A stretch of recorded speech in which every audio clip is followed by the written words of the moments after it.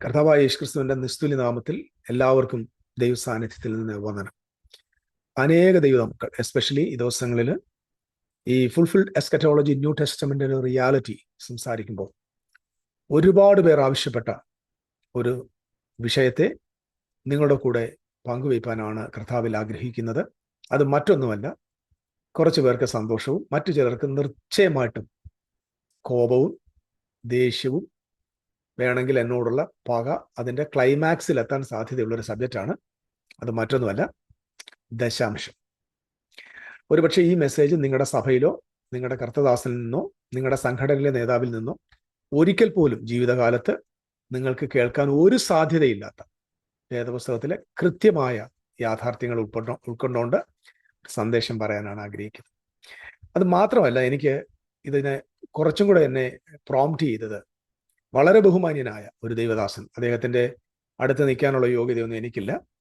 അദ്ദേഹം വലിയൊരു പ്രസ്ഥാനത്തിൻ്റെ ശുശ്രൂഷകനാണ്. നിങ്ങൾക്ക് എല്ലാവർക്കും അറിയാവുന്ന ഒരാളാണ്. ഞാൻ പരസ്യമായിട്ട് അദ്ദേഹത്തെ അവഹേളിക്കാനോ കുറ്റപ്പെടുത്താനോ ഒന്നുമല്ല. വിത്ത് ഫുൾ റെസ്പെക്റ്റ് അദ്ദേഹത്തിൻ്റെ പാദത്തെ അല്ലെങ്കിൽ അദ്ദേഹത്തിൻ്റെ ബഹുമാനത്തെ പൂർണ്ണമായി നൽകിക്കൊണ്ട് താൻ പറയുന്ന ചില ആശയങ്ങൾ വിശുദ്ധ വേദപുസ്തകവുമായിട്ട് യാഥാർത്ഥ്യമാണോ എന്ന് പറയേണ്ട ഉത്തരവാദിത്വം ഒരു ബൈബിൾ ടീച്ചർ എന്ന നിലയിൽ എനിക്കുണ്ട്.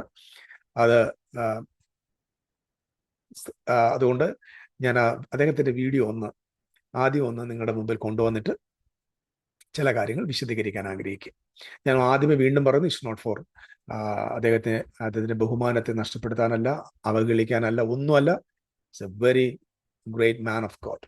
ഓക്കെ, ഞാനത് കൊണ്ടുവരാൻ ആഗ്രഹിക്കുന്നത് ഇങ്ങനെയാണ്.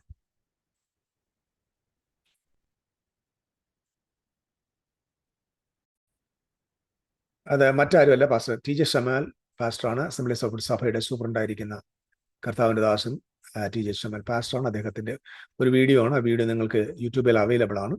ഒരുപാട് വൈറലായ ഒരു വീഡിയോ ആണ്. അദ്ദേഹത്തെ ഒത്തിരി വിമർശിക്കാൻ ആളുകൾ ഉപയോഗിച്ചുവെങ്കിലും നമുക്ക് വേദോസം വെച്ചിട്ടാണ് അത് മനസ്സിലാക്കേണ്ടത്. വിമർശിക്കാനൊന്നുമില്ല. I don't want to criticise any man of God. I just want to know, let the people know it well. ജനങ്ങൾ ഇത് അറിയണം, അതിനുവേണ്ടിയാണ്. ഒരു സഭയും അസംബ്ലീസ് ഓഫ് ഗോഡിലില്ല, സമൃദ്ധിയിൽ നിന്നല്ല. പക്ഷെ നിങ്ങൾ ചെയ്തിട്ടുണ്ടോ? ദശാംശം മുഴുവൻ ഭണ്ഡാരത്തിലേക്ക് വരണമെന്ന് പറഞ്ഞാൽ അതാത് സഭയ്ക്ക് ഉപയോഗിക്കാനും പാസ്റ്റർക്ക് ഉപയോഗിക്കാനും വേണ്ടിയല്ല ദൈവം ചെയ്തത്. ഇവിടെ വരുമാനമില്ലാത്ത ശുശ്രൂഷകനും ദശാംശം ഭണ്ഡാരത്തിൽ വരണമെന്ന് പറഞ്ഞാൽ അത് സഭയിൽ കൊണ്ടുവരണമെന്നാണ് അദ്ദേഹം പറയുന്നത്. നമുക്ക് വിശുദ്ധ വേദോസം വെച്ചിട്ട് അത് തെളിയിക്കണം. ഓക്കെ, ഉണ്ടാവണം. പുതിയ വേലസ്ഥലങ്ങൾക്ക് സഹായം വേണം. അതിന് ഈ ഫണ്ടിൽ നിന്നാണ് വരേണ്ടത്. ഇതാണ് ദൈവത്തിന്റെ ക്രമം. ദൈവം വെച്ച ക്രമം ദൈവത്തിന്റെ ക്രമമെന്നാണ്. ഇത് ദൈവം ഏത് നിയമത്തിലാണ് ഈ ക്രമം വെച്ചെന്ന് പ്രിയപ്പെട്ട ദൈവദാസൻ പറഞ്ഞില്ല. അദ്ദേഹം ദൈവത്തിന്റെ ക്രമമാണ്. കാരണം പഴയ നിയമത്തിലാണ് ഈ ക്രമം പറഞ്ഞിരിക്കുന്നത്. അതിനെക്കുറിച്ച് നമുക്ക് വിശദീകരിക്കാം. ദശാംശം ദൈവത്തിന്റെ വക. ഒന്നുകൂടെ പറയാതെ ഞാൻ നിർത്തിയാൽ കംപ്ലീറ്റ് ആവില്ല. ലേവ്യ പുസ്തകം 27-ാം അധ്യായം അതിന് 30 മുതൽ 32 വരെയുള്ള വാക്യത്തിൽ വായിച്ചു ഒരു തത്വം കൂടെ പറഞ്ഞിട്ട്, ദൈവത്തിന്റെ തത്വം പറഞ്ഞിട്ട് ഞാൻ നിർത്താം. വേഗം വായിക്കേ. എന്നാൽ നിലത്തിലെ വിത്തിലും വായിക്കുന്നേ നിലത്തിലെ പെട്ടെന്ന് വായിക്കൂ പാസ്റ്ററെ. വിത്തിലും വൃക്ഷത്തിന്റെ ഫലത്തിലും ദേശത്തിലെ ദശാംശമൊക്കെയും യഹോവയ്ക്കുള്ളതാകുന്നു. അത് യഹോവയ്ക്ക് വിശുദ്ധം. ആരെങ്കിലും തന്റെ ദശാംശത്തിൽ ഏതാനും വീണ്ടെടുക്കുന്നു എങ്കിൽ അതിനോട് 5-1 കൂടെ ചേർത്ത് കൊടുക്കണം. ദശാംശത്തിൽ നിന്ന് ആരെങ്കിലും തന്റെ അത്യാവശ്യത്തിന് ഒരെണ്ണം എടുത്താൽ 20% പെനാൽറ്റി കൊടുത്ത് തിരിച്ചടയ്ക്കണം. 5% കൂട്ടി കൊടുക്കണം. ദശാംശം നോക്കിക്കോണേ, ഇത് കേൾക്കുന്ന ജനത്തിന്റെ ഗതികേട് നോക്കിക്കോണം. നിങ്ങൾ ദശാംശത്തിൽ നിന്ന് എന്തെങ്കിലും എടുത്താൽ പിന്നെ 5 മടങ്ങ്, അത് 20% കൂടെ 5-1, അതായത് 20% കൂടെ കൂട്ടിക്കൊടുത്തോണം. ഈ മെസ്സേജുകളുടെയൊക്കെ ലക്ഷ്യമെന്ന് പറയുന്നത് എത്രത്തോളം ജനത്തെ ഭയപ്പെടുത്താൻ പറ്റുമോ അത്രത്തോളം ജനത്തെ ഭയപ്പെടുത്തുക എന്ന ലക്ഷ്യമാണ്. ഓക്കെ, ഇതിനെല്ലാം കൃത്യമായ മറുപടി വേദപുസ്തകത്തിൽ തന്നെ നമുക്ക് കണ്ടെത്തണം. അദ്ദേഹത്തിന് മറുപടി ഒന്നും കൊടുക്കേണ്ട ആവശ്യമൊന്നുമില്ല. വേദപുസ്തകത്തിൽ കണ്ടെത്തണം. ഇദ്ദേഹം ഉൾപ്പെട്ട് നിൽക്കുന്ന ക്രിസ്തുവിന്റെ ശരീരമാകുന്ന സഭയിലെ ഒരാളാണ് ഞാൻ. അതുകൊണ്ട് എൻ്റെ യേശുക്രിസ്തുവുമായിട്ടുള്ള ബന്ധവും സഭയുമായിട്ടുള്ള ബന്ധവും തിരസ്കരിക്കാനൊന്നും ഇവിടെ ഒരു സൊസൈറ്റിക്കും പറ്റത്തില്ല. അതുകൊണ്ട് as a man of God, as a teacher of the Bible, as a pastor, I need to take care of Jesus Christ. യേശു ക്രിസ്തുവിന് എൻ്റെ സഭയോടാണ് എനിക്ക് ഉത്തരവാദിത്വം ഉള്ളത്. സോ അതുകൊണ്ട് ഇതുപോലെയുള്ള ഉപദേശങ്ങൾ അദ്ദേഹം ബൈബിൾ വെച്ച് തന്നെ പറയുന്നത് 1/5 അധികം കൊടുക്കണം. ഓക്കെ, ഉപയോഗിച്ചു പോയാൽ, സ്വന്തം ആവശ്യത്തിന് ഉപയോഗിച്ചാൽ ദൈവത്തിന്റെ നിയമം 20% പെനാൽറ്റി കൊടുക്കണം. ന്യായം എന്തെന്നറിയോ? ബാങ്കിൽ നിന്ന് കാശ് കടം എടുക്കുന്നില്ലേ? ചുമ്മാ കഴിവോ? പലിശ കൊടുക്കണ്ടേ? പ്രൈവറ്റ് ബാങ്കുകളിൽ നിന്ന് എടുക്കുന്നില്ലേ? മുട്ടം പലിശ കൊടുക്കണ്ടേ? അപ്പൊ മുട്ടം പലിശ കൊടുക്കണം. 20% പലിശ കൊടുക്കുന്ന ബ്ലേഡ് കമ്പനി നടത്തുക ദൈവം, മനസ്സിലാക്കിക്കോണം. അപ്പം പലിശയുമായിട്ടാണ് ഇത് കണക്ട് ചെയ്തേക്കുന്നത്. അപ്പം ദൈവം ഒരു ബ്ലേഡ് കമ്പനി നടത്തുന്ന, അതായത് 100 രൂപയ്ക്ക് 20 രൂപ പലിശ വാങ്ങിക്കുന്ന ഒരു ദൈവം. കൊള്ളാമല്ലേ? Very good. ഈ ദൈവം തന്നെ പറഞ്ഞ കൂട്ടുകാരനോട് നീ പലിശ വാങ്ങിക്കരുത്. അപ്പൊ ദശാംശത്തിൽ നിന്ന് ഒരാൾ എടുത്തു കഴിഞ്ഞാൽ അത് പലിശയാണെന്ന് പറയുന്ന നിലയിലേക്ക് നമ്മുടെ പ്രിയപ്പെട്ട ആളുകൾ മാറിപ്പോയി. ഓക്കെ, വായിക്കാം. പൈസ ഫ്രീ ആയിട്ട് കിട്ടുമോ? ഇല്ലല്ലോ. ദൈവത്തിന്റെ പണം എടുത്താൽ 20% പലിശയാണ് അതിന് ഈടാക്കുന്നത്. ചിലർ സഭയുടെ പൈസ കൈ വെച്ചുകൊണ്ട് നടന്ന് തന്റെ ബിസിനസ് ഉപയോഗിക്കുകയും അല്ലാതെ ഇച്ചിരി കച്ചവടമൊക്കെ ചെയ്യുകയൊക്കെ ചെയ്യുന്നവരും ഉണ്ടെന്ന് കേൾക്കുന്നു. ഞാൻ അപകടം പറയുന്നു, 20% പലിശയും കൂടെ കൊടുത്തെങ്കിൽ നീ ദൈവത്തിന് മുമ്പാകെ രക്ഷപ്പെട്ടു പോവുള്ളൂ. കാരണം 20% പലിശ കൊടുത്തെങ്കിൽ ദൈവത്തിന് മുമ്പാകെ രക്ഷപ്പെടത്തുള്ളൂ. ഇത് ഏത് ദൈവമാണെന്ന് നമ്മൾ ആദ്യം ഒന്ന് പരിശോധിക്കണം കേട്ടോ. ഇത് ഏത് ദൈവം? ഈ അസംബ്ലീസ് ഓഫ് ഗോഡിലെ ദൈവം ഏതാണെന്ന് പരിശോധിക്കുന്നത് നല്ലതാണ്. രക്ഷപ്പെടത്തില്ല, അങ്ങനെ ബുദ്ധിമുട്ടാണ്. ദശാംശം നിങ്ങളുടേതല്ല, ദൈവത്തിന്റെ പണമാണ്. അതെടുത്താൽ 20% പെനാൽറ്റി. വല്ലതും കൊടുത്തു തീർക്കാൻ പറ്റുമോ? അത് കോമ്പൗണ്ട് ഇൻട്രസ്റ്റ് വെച്ച് വേണമെന്ന് ദൈവം പറഞ്ഞാൽ ഇത്രയും കാലം ദശാംശം എടുത്താലും കൂടെ തിരിച്ചടയ്ക്കാൻ പറ്റി എത്ര മിടുക്കനുണ്ട്. ഒരിടത്ത് അവരിലേക്ക് പാഠം പഠിപ്പിച്ചപ്പോഴും പറഞ്ഞു, എൻ്റെ പൊന്നു സാറേ, എല്ലാം തിരിച്ചടയ്ക്കാൻ മാർഗമില്ല, ഇനിയും തൊട്ട് ഞാൻ എവിടെ ഇത് പഠിപ്പിച്ചപ്പോൾ ഏതോ ഒരു പാവപ്പെട്ടവന്റെ ചങ്ക് പൊട്ടി. അതാണല്ലോ ഇവരുടെ ആഗ്രഹം. ഏതെങ്കിലും വിശ്വാസികൾ ഇങ്ങനെ ഇത് കണ്ട് പേടിച്ചൊന്ന് വിറയ്ക്കണം. ഇവരൊക്കെയാണ് ക്രിസ്തീയ സഭയുടെ വേലക്കാരെന്ന് ഓർത്തോണം. കാര്യങ്ങൾ പറയുമ്പോൾ ഇത് എൻ്റെ മെക്കിട്ട് കയറാൻ വന്നിട്ടൊന്നും കാര്യമില്ല. ഞാൻ കൃത്യമായിട്ട് വേദോസം വെച്ച് തെളിയിച്ചു തരാം. വെയിറ്റ്, ബാക്കി കൂടെ കേൾക്കാം നമുക്ക്. ഉള്ളതാം കൊടുത്തോളാം. ഒന്നുകൂടെ വായിക്കണം, ഇനി ബാക്കി കൂടെ ഒന്നുകൂടെ പറഞ്ഞിട്ട് വേണം. മാടാകട്ടെ ആടാകട്ടെ കോലിൻ കീഴെ കടന്നു പോകുന്ന എല്ലാറ്റിലും 10 യഹോവയ്ക്ക് വിശുദ്ധമായിരിക്കും. അത് നല്ലതോ തീയതോ എന്ന് ശോധന ചെയ്യരുത്, വച്ചു മാറുകയും അരുത്. വച്ചു മാറുന്നു എങ്കിൽ അതും വച്ചു മാറിയതും വിശുദ്ധമായിരിക്കണം. കേക്കണേ, അവയെ വീണ്ടെടുത്തുകൂടാ. ശരി, അതുകൊണ്ടൊന്ന് കേൾക്കണേ. നല്ല ഭക്തനായൊരു മനുഷ്യൻ, 10 ദൈവത്തിന്റെ വിശുദ്ധം, വെച്ചു മാറരുത്. അപ്പൊ എണ്ണ കാണും, 1 2 3 4 5 6 7 8 9 10. ദൈവത്തിന് വിശുദ്ധം മാറ്റി. അപ്പൊ അദ്ദേഹം പറയാണ് 9ാമത്താണ്. ഞാൻ ആത്മീയത്തിന്റെ കാര്യം പറയാണ്, ആത്മീയന്റെ കാര്യം, മനസ്സിന്റെ കാര്യമല്ല. ആത്മീയം പറയാണ് 9ാമത്തെ ഇച്ചിരൂടെ തടിച്ചതാണ്, കൊഴുത്തതാണ്, അതുകൊണ്ട് അനിയം കൊടുക്കാം പറഞ്ഞു. ശരി, 10ാമത്തെ മാറ്റ്. 9ാമത് കൊടുക്കാമെന്ന് നീ പറഞ്ഞില്ലേ, അതും മാറ്റ്. കാരണം 10ാമത്തെ ദൈവത്തിൻ്റെത്, മറ്റേത് കൊടുക്കാമെന്ന് നീ പറഞ്ഞതുകൊണ്ട് അതും ദൈവത്തിന് വിശുദ്ധം. വെച്ചു മാറരുത്. വെച്ചു മാറിയാൽ വെച്ചു മാറിയതും അസലും ദൈവത്തിൻ്റെതായി തീരും. കേട്ടിട്ടുണ്ടാവല്ലോ. ദൈവത്തോട് കളിക്കരുത്. സഭയിൽ വല്ലതൊക്കെ കൊണ്ടുകൊടുത്ത് പിണങ്ങുമ്പോൾ എൻ്റെ സാധനം തിരിച്ചു വേണമെന്ന് പറഞ്ഞ് വാങ്ങിച്ചുകൊണ്ട് പോകുന്ന മനുഷ്യരുണ്ട്. മേശ, ഫാന്, ഓരോ സാധനങ്ങൾ എടുത്തോണ്ട് പോകുന്നു. കൊടുത്ത് ദൈവത്തിൻ്റെതാണ്. തിരിച്ചെടുത്ത അതിന്റെ ഫലം നീ അനുഭവിക്കും. തിരിച്ചെടുത്ത പണി വാങ്ങിച്ചു കിട്ടും. കൊള്ളാം കേട്ടോ, എന്റെ ദൈവമേ. വസ്തു കൊടുത്തിട്ട് പിന്നെ ആലോചിച്ചപ്പോ അത്ര നല്ല വസ്തു കൊടുക്കണ്ടായിരുന്നു. തിരിച്ചു വാങ്ങിച്ച കക്ഷികളെ എനിക്കറിയാം. വീട്ടിൽ അതിന്റെ മുഴുവൻ ഗതികേടും വന്നതും എനിക്ക് നേരിട്ടറിയാം. നേർന്നത് ദൈവത്തിന്റെ വക, 10ാമത്തതും ദൈവത്തിന്റെ വക. വലിയ ദൈവിക തത്വമാണ്. മാത്രമല്ല ദൈവം പറഞ്ഞു, നീ ചെയ്താൽ ഭാരമായിട്ട് തോന്നരുത്. അല്ല, 4ാം അധ്യായം, നീ ചെയ്താൽ ഇതെന്റെ, നീ മാറ്റി വെച്ചാൽ മലാക്കി 4-ാം അധ്യായം അല്ല പാസ്റ്ററെ, മലാക്കി 3-ാം അധ്യായം. ഓക്കെ, സോറി, അത് തന്റെ വാക്കിൽ വന്നപ്പോഴേ കുഴപ്പമില്ല. ഞാൻ ആകാശത്തിന്റെ കിളിവാതിൽ തുറക്കും. ജീസസ്, സ്ഥലം പോരാതെ വരുവോളം നിന്നെ ഞാൻ അനുഗ്രഹിക്കും. നീ വിതച്ചാൽ പല മടങ്ങ് കൊയ്യും. ദൈവം പറഞ്ഞ്, ഞാൻ വെട്ടുക്കിളിയെ ശാസിക്കും, നീ കൃഷി ചെയ്യും, ഞാൻ നോക്കും. കൃഷിക്ക് കേടുവരാതിരിക്കാൻ ഒരു മിടുക്കനും കഴിയില്ല അത് സൂക്ഷിക്കാൻ. എല്ലാ രോഗവും ശാപമാണെന്നൊന്നും ഞാൻ പറയില്ല. ശരീരം പാലിക്കണം, നിയമം പാലിക്കണം. എന്നാലും ദൈവത്തെ ബഹുമാനിക്കേണ്ടതുപോലെ ബഹുമാനിക്കണം. രോഗികളെ ആരെയും ഞാൻ പുച്ഛിക്കുന്നില്ല, ആക്ഷേപിക്കുന്നില്ല, അതിന്റെ ജോലിയല്ല, ചെയ്യാൻ പാടില്ലാത്ത കാര്യം. എന്നിരിക്കലും ഈ പുസ്തകത്തിന്റെ വചനം ഞാൻ ആവർത്തിച്ച് പറയുന്നു, സംരക്ഷിക്കാൻ ദൈവത്തിന് കഴിയും, ആരോഗ്യം തരാൻ ദൈവത്തിന് കഴിയും. ദൈവം ചെയ്യും. ദശാംശം കൊടുക്കാത്തവന് വേണ്ടി ചുമ്മാതെ കുത്തിയിരുന്ന് പ്രാർത്ഥിക്കരുത്. ദശാംശം കൊടുക്കാത്തവന് വേണ്ടി ചുമ്മാതിരുന്ന് കുത്തിയിരുന്ന് പ്രാർത്ഥിക്കരുത്. കാരണം ആ പ്രാർത്ഥന ദൈവം കേൾക്കത്തില്ല. അപ്പൊ ഇത് നിങ്ങൾ മനസ്സിലാക്കിയോണ്ട് ഇതിന്റെ സീരിയസ്നെസ്. അസംബ്ലീസ് ഓഫ് ഗോഡ് സഭയിലെ പാസ്റ്റർമാർ വിവരവും ബോധമൊക്കെ ഉള്ളവരാന്നല്ലോ, നിങ്ങൾ ബൈബിളൊക്കെ വായിക്കുന്നവരാന്നല്ലോ. ഇദ്ദേഹം ഒരു വലിയ എൻ്റെ നാട്ടുകാരൻ തന്നെയാണ്, വലിയ ദൈവദാസനാണ്. ഞാൻ അദ്ദേഹത്തിനെതിരൊന്നും സംസാരിക്കാനുള്ള യോഗ്യതയൊന്നുമില്ല, മോപ്പള്ളിയം ടെല്ലി. പക്ഷേ ഒരു ദൈവദാസൻ എന്ന നിലയിൽ, വേദപുസ്തകത്തെ പഠിപ്പിക്കുന്ന ഒരാളെന്ന നിലയിൽ താനെ കുറച്ചും കൂടെ ജാഗ്രത പുലർത്തണമായിരുന്നു ഈ വിഷയങ്ങൾക്കകത്ത്.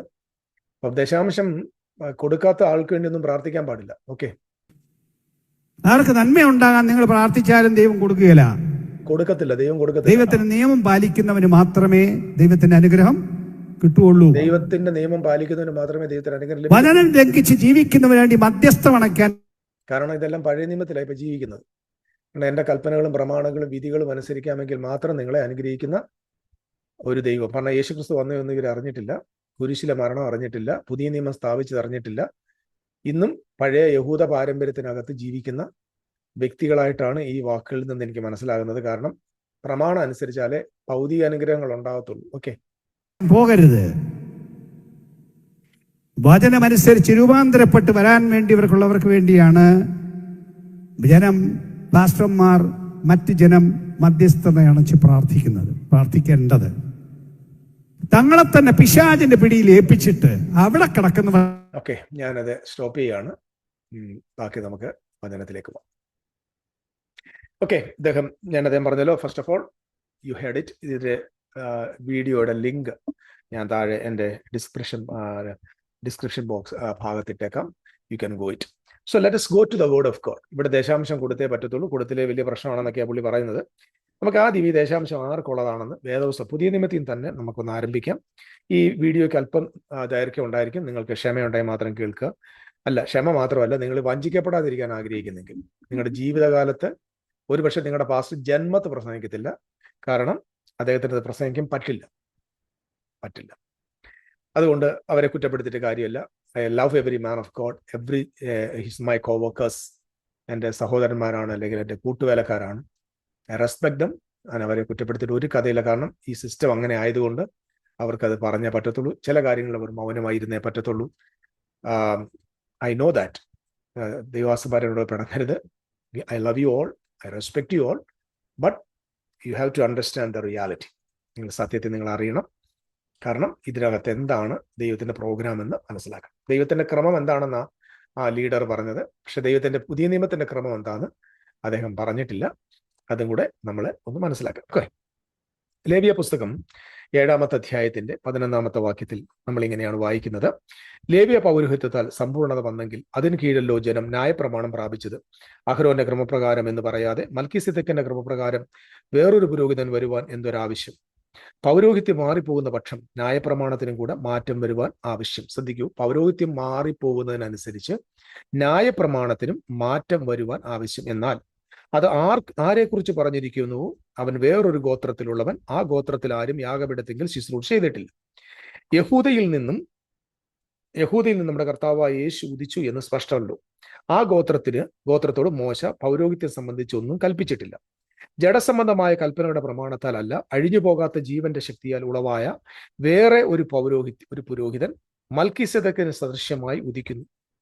ഇവിടെ നമുക്ക് കൃത്യമായിട്ട് മനസ്സിലാകുന്ന കാര്യം, 2 പൗരോഹിത്യമാണ്. ഒന്ന് മൽക്കീസേദെക്കിന്റെ ക്രമപ്രകാരമുള്ള പൗരോഹിത്യം, 2 അഹരോന്യ ക്രമപ്രകാരമുള്ള പൗരോഹിത്യം. ഈ പൗരോഹിത്യത്തില് ന്യായപ്രമാണത്തിന് കീഴിലാണ് ലേവ്യ പൗരോഹിത്യമുള്ളത്. അപ്പൊ ലേവ്യ പൗരോഹിത്യത്തിന്റെ കീഴിലാണ് നമ്മൾ കൃത്യമായ നിലയിൽ ഇത് മനസ്സിലാക്കുകയും ചെയ്യേണ്ടത്. താഴോട്ടുള്ള വാക്യങ്ങൾ നമുക്കറിയാൻ പറ്റും. ഇതിന്റെ മുകളിലത്തെ വാക്യം തന്നെ പറയുന്നുണ്ട്, ഗോത്രപിതാവായ അബ്രഹാം മൽക്കീസേദെക്കിന് ദശാംശം കൊടുത്തു. അങ്ങനെ ലേവി തന്റെ കടിപ്രദേശത്തായിരുന്നു. അപ്പൊ ലേവിയും കൂടെ മൽക്കീസേദെക്കിന് ദശാംശം കൊടുത്തു എന്നൊക്കെയുള്ള പഠനം ലെവിറ്റിക്കൽ ഓർഡറിൽ അത് പറയുന്നതായിട്ട് കാണാൻ പറ്റും.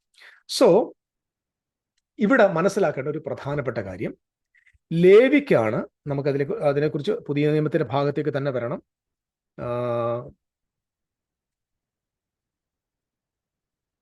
അതായത് ഞാൻ അതിന്റെ 7-ാം അധ്യായത്തിന് 4-ാം വാക്യം മുതൽ വായിക്കും. ഇവൻ എത്ര മഹാൻ എന്ന് നോക്കിയവൻ ഗോത്രപിതാവായ അബ്രഹാം കൂടെ അവന് കൊള്ളയുടെ വിശേഷ സാധനങ്ങൾ 10 കൂടുതൽ മൽക്കീസേദെക്കിനെ വെച്ച് പറയുകയാണ്. ലേവ്യ പുത്രന്മാരിൽ പൗരോഹിത്യം ലഭിക്കുന്നവർക്ക് ന്യായപ്രമാണപ്രകാരം ജനത്തോട് ദശാംശം വാങ്ങുവാൻ കൽപ്പനയുണ്ട്. ആർക്കാണ്? ലേവ്യ പുത്രന്മാരിൽ,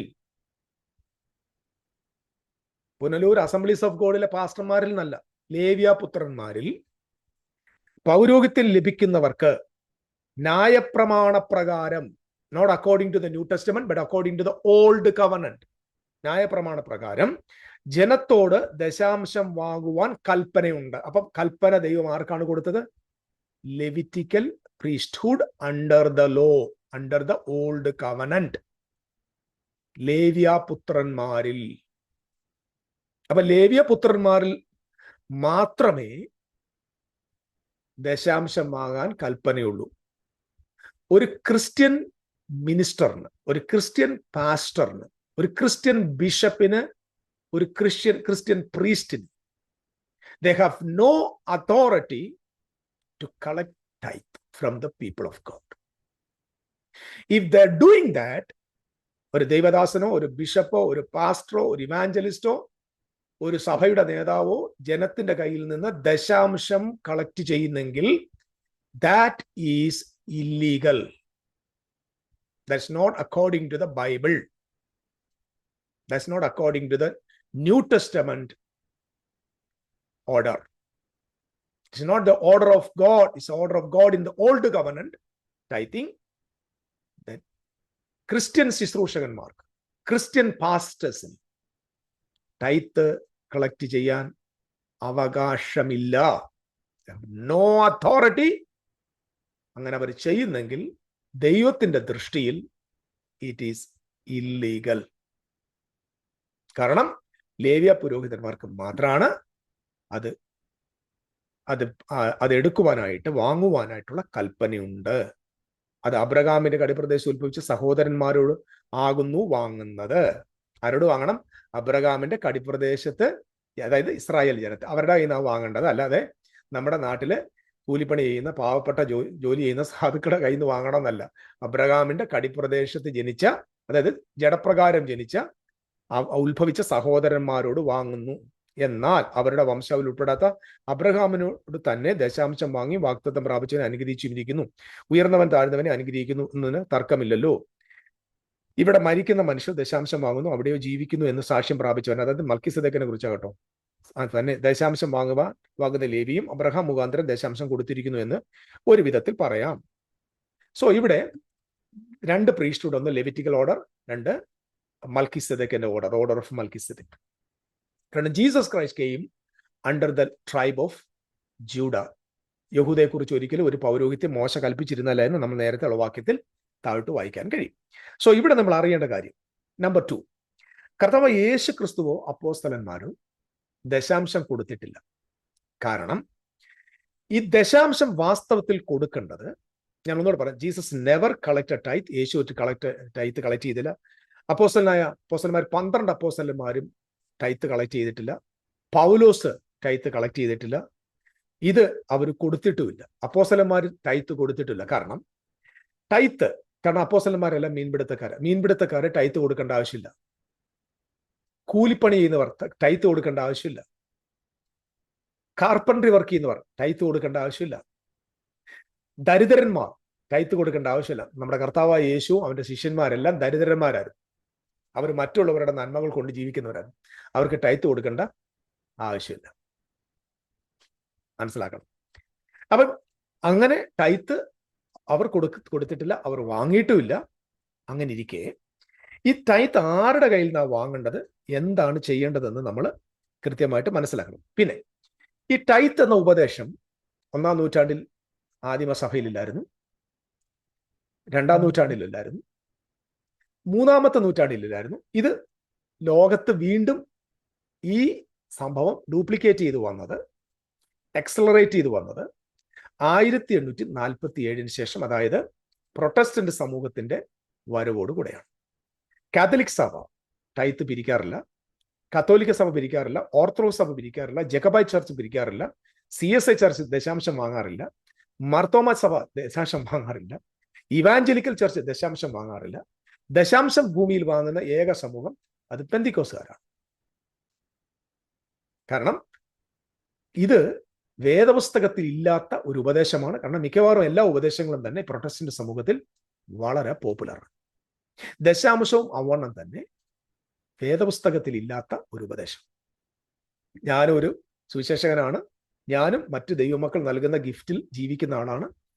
അതുകൊണ്ട് എനിക്ക് ചിലർ പറയണം, നീ നിന്റെ കാലിന്റെ കീഴിലെ അല്ല, ഞാൻ കാലിന്റെ കീഴിലെ മണ്ണൊലിപ്പിക്കുകയല്ല, വേദപുസ്തകത്തിന്റെ സത്യം പ്രസംഗിക്കുക എന്നുള്ള ഉത്തരവാദിത്വമാണ്.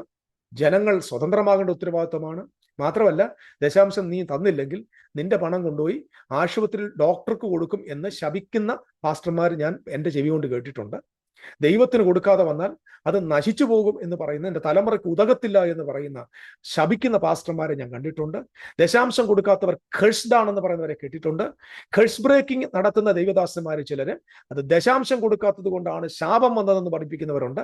ഇങ്ങനെയുള്ള ഓൾ കപട നാട്യക്കാർ, ഷെർലട്ടൻസ്, they are the കപട നാട്യക്കാരായ ദൈവദാസന്മാർ ജനങ്ങളുടെ മീതെ അധികമായ ഭാരം ചുമത്തി അവരെ ശപിക്കുന്നത് ഞാൻ കണ്ടിട്ടുണ്ട്. ദശാംശം കൊടുക്കാത്തവർ ശപിക്കപ്പെട്ടവനാണ്. ദശാംശം കൊടുക്കാത്തവന്റെ തലമുറ അനുഗ്രഹിക്കപ്പെടത്തില്ല. നീ ജോലി നിനക്ക് എടുപ്പിച്ചില്ലയോ, ദശാംശം കൊടുക്കുക, കർത്താവ് നിനക്ക് ജോലി തരും. ദശാംശം കൊടുക്കുക, നിനക്ക് പുതിയ പ്രൊമോഷൻ ലഭിക്കും. ദശാംശം കൊടുക്കുക.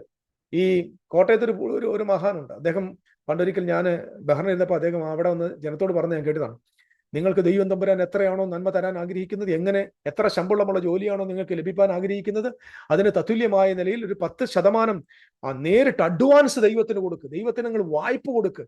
ദൈവം നിങ്ങളെ അനുഗ്രഹിക്കും. ഈ ആളുകൾ they are criminals, wicked people. They are criminals, wicked people, wicked, തുഷ്ടന്മാരായ ആളുകൾ. സാധാരണ ജോലി പോലും ഇല്ലാത്ത ആളുകളെ ഇന്ന് കടം വാങ്ങിച്ച് ദശാംശം അഡ്വാൻസ് കൊടുക്കാൻ പറയുന്ന wicked nonsense people. They are not the ministers of God. They are anti-Christ. ദൈവത്തിന്റെ ക്രിസ്തുവിന് വിരോധമായി നിൽക്കുന്നവരെ. എനിക്കത് വിഷമമുണ്ട് പറയുന്നത്. I never collected a single tithe from anybody. ഞാനത് പഠിപ്പിച്ചിട്ടില്ല. ഞാൻ എന്തെങ്കിലും എൻ്റെ അറിവില്ലായ്മ ഞാൻ പറഞ്ഞിട്ടുണ്ടെങ്കിൽ ഞാനിപ്പോൾ സോറി പറയാം, എൻ്റെ ഓർമ്മയിലില്ല, ഞാൻ പറഞ്ഞിട്ടില്ല. കർസ് ചെയ്യുക ജനങ്ങളെ. Jesus never paid tithe. Jesus never collected tithe. Paul never collected tithe. Peter never collected tithe. Never paid tithe because they are poor people. അപ്പൊ ഇനി ആരാണ് ഈ ദശാംശം കൊടുക്കേണ്ടതെന്ന് നമുക്ക് മനസ്സിലാക്കാം. ഇത് നമുക്ക് ആദ്യമായിട്ട് ദശാംശം പറയേണ്ട, ആദ്യമായി ദശാംശം ദൈവം അബ്രഹാമാണ് കൊടുത്തത്. അബ്രഹാം കൊടുത്തത് ന്യായപ്രമാണത്തിന്റെ കീഴിലല്ല. Listen to me. ന്യായപ്രമാണ പുസ്തകം, ദ തോറ, 5 പുസ്തകം: ഉൽപ്പത്തി, പുറപ്പാട്, ലേവ്യ, സംഖ്യ, ആവർത്തന പുസ്തകം. 5 പുസ്തകം. ഈ 5 പുസ്തകവും ന്യായപ്രമാണം. ന്യായപ്രമാണത്തിന്റെ റിട്ടൺ കോഡ് ഓഫ് ലോ വന്നത് സീനായുടെ മുകളിൽ. പക്ഷെ ന്യായപ്രമാണം ആരംഭിച്ചത് ഉൽപ്പത്തി 1:1 കാരണം നമ്മൾ റോമാലേഖനം വായിക്കുമ്പോൾ 5-ാം അധ്യായത്തിൽ പറയുന്ന ഇങ്ങനെ, ന്യായപ്രമാണം ഉള്ള ഇടത്ത് പാപം കണക്കിടുന്നു, ന്യായപ്രമാണം ഇല്ലാത്ത ഇടത്ത് പാപം കണക്കിടുന്നില്ല. അങ്ങനെങ്കിൽ മോശയുടെ കാലത്ത് ആ ന്യായപ്രമാണം വന്നതെങ്കിൽ ആദമിനോട് ദൈവം പറഞ്ഞു, നീ തിന്നുന്ന നാളിൽ മരിക്കും. ന്യായപ്രമാണം ഉള്ളത് കൊണ്ടല്ലേ പാപം കണക്കിട്ടത്? കായൻ തന്റെ സഹോദരനെ കൊന്നപ്പോൾ നീ ശപിക്കപ്പെട്ടവനാകും. അവിടെ പ്രമാണമുള്ളത് കൊണ്ടല്ലേ പാപം, ആ തെറ്റ് ദൈവം കണക്കിട്ടത്? 7-ാം നാളിൽ വിശ്രമിക്കുമ്പോൾ ദൈവം ശാബത്ത് ആരംഭിച്ചു. ആദമിന് നിയമമുണ്ടായിരുന്നു. സോ ഉൽപ്പത്തി പുസ്തകത്തില് എല്ലാം തന്നെ ന്യായപ്രമാണത്തിന് കീഴിലാണ്. അപ്പം അബ്രഹാം ടൈത്ത് കൊടുത്തെങ്കിൽ that is under the law. പിന്നെ ആ നിയമത്തെ സംബന്ധിച്ച് കൂടുതൽ വിശദീകരണം വന്നത് മോശയിലൂടെയാണ്. ബട്ട് ആരംഭിച്ചത് അബ്രഹാമിലാണ്. സാബത്ത് ആരംഭിച്ചത് 7-ാം ദിവസമാണ്. Adam was under covenant, Cain was under the covenant. So സീനായിലല്ല ന്യായപ്രമാണം ആരംഭിച്ചത്. ന്യായപ്രമാണം ആരംഭിച്ചത് ഉൽപ്പത്തി 1:1 ഓക്കെ. അതുകൊണ്ട് അത് അബ്രഹാം പ്രമാണത്തിന് മുമ്പുണ്ടായിരുന്നു എന്ന് പഠിപ്പിക്കുന്ന ഗ്രേസ് ടീച്ചേഴ്സ് ഉണ്ട്. ഈവൻ ജോസഫ് പ്രിൻസ് എല്ലാം അങ്ങനെ പഠിപ്പിക്കുന്നത്. ഞങ്ങൾ അതിൽ നിന്നൊക്കെ എത്രയോ അപ്പുറത്തേക്ക് മാറിപ്പോയി എന്നത് മഹാദൈവത്തിന് സ്തോത്രം ചെയ്യും. ഓക്കെ, ഇനി ഇതാരാണ് കൊടുക്കേണ്ടതെന്നും നമ്മൾ വിശുദ്ധ ബൈബിളിൽ പഠിക്കാൻ പോകും. എന്താണ് ദശാംശം എന്നും പഠിക്കാൻ പോകും. ഞാനിത് എൻ്റെ ജീവിതത്തിൽ ആദ്യമായിട്ടാണ് ഈ സന്ദേശം നിങ്ങളുടെ മുമ്പിൽ എടുക്കുന്നത്. ബട്ട് ഇതൊരു അത്യാവശ്യ സമയമായതുകൊണ്ടാണ്. ഇതും ദുരുപദേശമാണ്, തള്ളിക്കളയും. അപ്പൊ അത് തള്ളിക്കളയുന്ന ഉപദേശിമാരുടെ അവരുടെ മനോഭാവം എന്താണെന്നും അവരുടെ ലക്ഷ്യം എന്താണെന്നും ഊഹിച്ചാൽ മാത്രം മതി. ഞാൻ എൻ്റെതായിട്ടൊന്നും പറയുന്നില്ല. This is not Bible from India, Punalur എന്ന ബൈബിൾ അല്ല, നിങ്ങളുടെ എല്ലാം കയ്യിലിരിക്കുന്ന ബൈബിൾ തന്നെ. നമുക്ക് ആദ്യം വായിക്കേണ്ട പുസ്തകം ലേവ്യ പുസ്തകം 27-ാം അധ്യായത്തിന്റെ 30-ാമത്തെ വാക്യം. ഈ വാക്യം നമ്മുടെ പ്രിയപ്പെട്ട TJ ശോമൽ പാസ്റ്റർ വായിച്ചായിരുന്നു. നിലത്തിലെ വിത്തിലും, ശ്രദ്ധിക്കണം, നിലത്തിലെ വിത്തിലും നിലത്തിലെ വിത്ത്, നിലം എന്ന വാക്കിനെ അവിടെ ശ്രദ്ധിച്ചു നോക്കണം. ലാൻഡ്. നിലത്തിലെ വിത്തിലും വൃക്ഷത്തിന്റെ ഫലത്തിലും,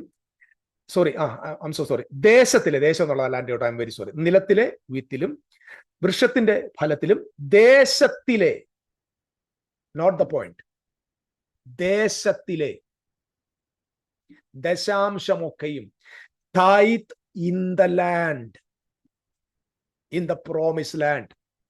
ബൈബിൾ പഠിച്ചോണം. ദൈവം ഇസ്രായേലിന്റെ കയ്യിൽ നിന്ന് ദശാംശം വാങ്ങിച്ചത് അസീറിയയിൽ ചിതറിപ്പോയ 10 ഗോത്രത്തിന്റെ നിന്ന് വാങ്ങിച്ചില്ല, അത് കൊടുക്കാൻ പറഞ്ഞില്ല. ബാബിലോണിലേക്ക് പ്രവാസത്തിൽ പോയ ഇസ്രായേലിന്റെ കയ്യിൽ ദശാംശം കൊടുക്കാൻ പഠിപ്പിച്ചില്ല. ദശാംശം വാങ്ങേണ്ടത് ലാൻഡിൽ നിന്നാണ്. പ്രോമിസ് ലാൻഡിൽ നിന്ന് ഉത്ഭവിച്ചു വന്ന സമ്പൽ സമൃദ്ധമായ വിഭവങ്ങളിൽ നിന്നാണ് ദശാംശം കൊടുക്കേണ്ടത്. ദശാംശം ബാബിലോണിലില്ല, ദശാംശം എവിടില്ല, മിസ്രീമിലില്ല, ദശാംശം അസീറിയയിലില്ല. അപ്പൊ ഇവര് ലാൻഡിനകത്ത് വന്നാൽ മാത്രമേ അവർക്ക് ദശാംശമുള്ളൂ. അങ്ങനെയാ ബൈബിൾ. നിലത്തിലെ വിത്തിലും വൃക്ഷത്തിന്റെ ഫലത്തിലും ദേശത്തിലെ ദശാംശമൊക്കെയും. ദേശം എന്ന് പറഞ്ഞാൽ പ്രോമിസ് ലാൻഡ്, എററ്റ്സ്, കവനന്റ് ലാൻഡ്, യഹോവയ്ക്കുള്ളതാകുന്നു. അത് യഹോവയ്ക്ക് വിശുദ്ധം. അടുത്തത്, ആരെങ്കിലും തന്നെ ദശാംശത്തിൽ ഏതാനും വീണ്ടെടുക്കുന്നു എങ്കിൽ അവൻ അതിനോട് 5-1 ചേർത്ത് കൊടുക്കണം. നമ്മുടെ അച്ചായൻ പാസ്റ്റർ പറഞ്ഞതുപോലെ പലിശ കൊടുക്കണം. ഈ ലാൻഡിൽ നിന്ന് വന്ന ഏതെങ്കിലും ലാൻഡിൽ കുറച്ച് സംഭവം നിങ്ങൾ എടുത്തെങ്കിൽ, റിഡീം ചെയ്തെങ്കിൽ, നിങ്ങൾ അതിന് പകരം 5-1 കൂടെ ആഡ് ചെയ്ത് കൊടുക്കണം. ഇത് ന്യൂ ടെസ്റ്റമെന്റ് അല്ല കേട്ടോ. ഇത് ഓൾഡ് ടെസ്റ്റമെന്റില് ഇസ്രായേലിനോടുള്ള സംസാരമോ. ഇസ്രായേലിന്റെ ലാൻഡിൽ ഇപ്പം പുനലൂരുകാരനായ പാസ്റ്റർ താമസിക്കുന്നത് പ്രോമിസ് ലാൻഡിലൊന്നും അല്ല. Living in Punalur, not in Israel. താങ്കൾ ഇസ്രായേലാണെങ്കിൽ, ഞാൻ പാസ്റ്റർ TJ ശോമൽ പാസ്റ്ററോട് പറയാം, താങ്കൾ ഇസ്രായേലിനാണെങ്കിൽ, താങ്കൾ താമസിക്കുന്നത് പ്രോമിസ് ലാൻഡിലാണെങ്കിൽ, താങ്കൾ ലേവ്യ പൗരോഹിത്യത്തിന്റെ ആളാണെങ്കിൽ അതിന്റെ സർട്ടിഫിക്കറ്റ് കാണും. നിങ്ങളുടെ അപ്പനും അമ്മയും വല്യപ്പന്റെ അപ്പൂപ്പനും ഒക്കെ ലേവ്യ ഗോത്രത്തിൽപ്പെട്ട അഹരോന്യ ഫാമിലിയിൽപ്പെട്ടവരാണെങ്കിൽ, pastor TJ Shomal, I'm telling you, എന്റെ ദശാംശം മുഴുവൻ താങ്കൾക്ക് തരാം. എനിക്കുള്ളതിന്റെ എല്ലാം ദശാംശം തരാം. പക്ഷെ താങ്കൾ തെളിയിക്കണം താങ്കൾ ലേവ്യനാണെന്നും, താങ്കൾ താമസിക്കുന്നത് പ്രോമിസ് ലാൻഡിലാണെന്നും, താങ്കൾ താമസിക്കുന്നത് ഇസ്രായേലിലാണെന്നും. മാത്രമല്ല, താങ്കൾ അഹരോന്റെ അബ്രഹാമിന്റെ കടിപ്രദേശത്ത് നിന്ന് വന്ന ആള് തന്നെയാണെന്നും, ലേവ്യ കുടുംബത്തിൽ പറഞ്ഞ ആളാണെന്നും തെളിയിക്കുന്ന ജീനിയോളജിക്കൽ സർട്ടിഫിക്കറ്റ് പ്രൊവൈഡ് ചെയ്യണം. അല്ലാത്തിടത്തോളം കാലം നിങ്ങൾക്ക് ലോകത്തെ ഒരാളുടെ കയ്യിൽ നിന്ന് വാങ്ങാനുള്ള അവകാശമില്ല. You are illegal in the sight of God. You are the most reverend, but you are an illegal preacher. You're teaching the people illegally. You are collecting tithe illegally. You have no authority over the people of God to collect tithe from them. You are illegal. I can boldly say according to the word of God. പേടിയുള്ള ആളുകളായിരിക്കും, കാരണം നിങ്ങൾക്ക് വിലക്കേർപ്പെടുത്തും. എന്നെ വിലക്കാരെന്ന് ഇവിടുത്തെ ഒരുത്തനും ധൈര്യമില്ല, അവനുള്ള കഴിവുമില്ല, പിന്നെ നിന്റെ ഒന്നും കൂട്ടത്തിലും അല്ല ഞാൻ. So I have bold to say that you are legal. You are cheating people. It is charlatan.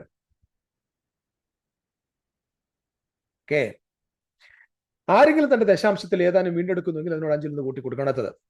മാടാകട്ടെ ആടാകട്ടെ കോലിൻ കീഴെ കടന്നു പോകുന്ന എല്ലാറ്റിലും 10-ൽ 1 യഹോവയ്ക്ക്. എന്തോ ഇത് ദശാംശം നമ്മുടെ എല്ലാവരും പഠിപ്പിച്ചിരിക്കുന്നത് 10-ൽ 1. 10%. It's not 10%. It's not 10%.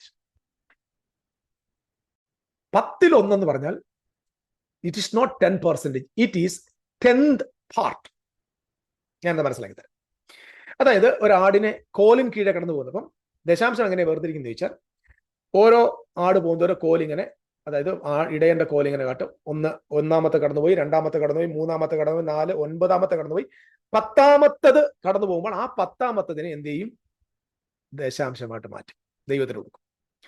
പിന്നെ ഇദ്ദേഹത്തിന് ഒരു 19 ആടുണ്ടെന്നിരിക്കട്ടെ, 19 ആടുണ്ടെന്നിരിക്കട്ടെ. അപ്പൊ 10-ാമത്തതിനെ മാറ്റി 11 പോയി, 12 പോയി, 13 പോയി, 14 പോയി, 15 പോയി, 16 പോയി, 17 പോയി, 18 പോയി, 19 പോയി, 20-ാമത്തെ ഇല്ല, നോ പ്രോബ്ലം. ആ ബാക്കി 19-ഉം ആ 10 മാറ്റി ബാക്കിയുള്ള 18-ഉം തന്റെ ഇരിക്കണം. അല്ലാതെ 19 ആടുള്ളതിന്റെ 1.9 കൊടുക്കണ്ടാവും. 1.9 കൊടുക്കുന്നതാണ് 10%. അതങ്ങനെയല്ല ടൈത്ത്. അപ്പൊ 15 കൊട്ട അല്ലെങ്കിൽ 15 ചാക്ക് യവം ഒരാളുടെ കയ്യിലുണ്ടെങ്കിൽ 1-ാമത്തത് മാറി, 2, 3, 4, 10-ാമത്തത് ദൈവത്തിന് വേണം. 11, 12, 13, 14, 15 അത് ഇദ്ദേഹത്തിന്റെ കയ്യിലിരിക്കണം. അല്ലാതെ ആ 5-ന്റെ അകത്തെ പകുതി കൊടുക്കേണ്ട ആവശ്യമില്ല. ആശയം മനസ്സിലാകുന്നുണ്ടോ? അപ്പൊ ഇവിടെ നടക്കുന്ന പിരിവ് എന്താന്ന് നിങ്ങൾ ആലോചിച്ച് നോക്കണം. 10-ൽ 1 എന്ന് പറഞ്ഞാൽ 10% അല്ല, ഇറ്റ്സ് എ 10th part. 10-ാമത്തെ ഭാഗം ദൈവത്തിന് വിശുദ്ധമായിരിക്കണം. ഓക്കെ. അത് അദ്ദേഹം വേറെ നല്ലതോ തീയതോ എന്ന് ശോധന. അപ്പം ഈ 10-ാമത്തത് ഇച്ചിരി ബലഹീനമാണല്ലോ, അതിനെ അങ്ങ് ദൈവത്തിന് കൊടുത്താൽ മതി. അത് ദൈവം തമ്പുരാൻ ദൈവം നോക്കുന്നത് നീ കൊഴുത്തത് കൊടുക്കുന്നു, നീ തടിച്ചത് കൊടുക്കുന്നു എന്നല്ല. അപ്പം ഈ 10-ാമത്തെ ആട് അല്പം ഒരു കുഞ്ഞാടാന്നിരിക്കട്ടെ, ദൈവത്തിന് കൊടുത്താൽ തമ്പുരാത്താണ്. അത്രയും ദൈവം നോക്കുന്നത് how you are obeying God's word, how you are respecting God. അപ്പൊ ഇദ്ദേഹത്തിന് തോന്നുന്നു അയ്യോ അത് ചെറുതാണ്. അദ്ദേഹം പറഞ്ഞ പോലെ തന്നെ ഇച്ചിരി നല്ലതാണ് കൊടുത്തേക്കാന്ന് പറഞ്ഞാൽ ആ നല്ലതും രണ്ടും കൂടെ കർത്താവിന് കൊടുത്തേക്കാനാണ് പറഞ്ഞത്. അതിനർത്ഥം അതൊരു ഭാരമല്ല. That's a heart of a man. അത് ആ മനുഷ്യന്റെ ഹൃദയമാണ്. ഓ, എന്റെ ദൈവത്തിന് ചെറുത് വേണ്ട, ഇതിനൊക്കെ നല്ലത് ഒന്നുകൂടെ കൊടുത്തേക്കാന്ന് പറയുമ്പോൾ ദൈവം പറഞ്ഞു എന്താ ചെയ്തേക്കുന്നേ? ആ നല്ലതും തീയതൊന്നും ശോധന ഒന്നും ചെയ്യണ്ട.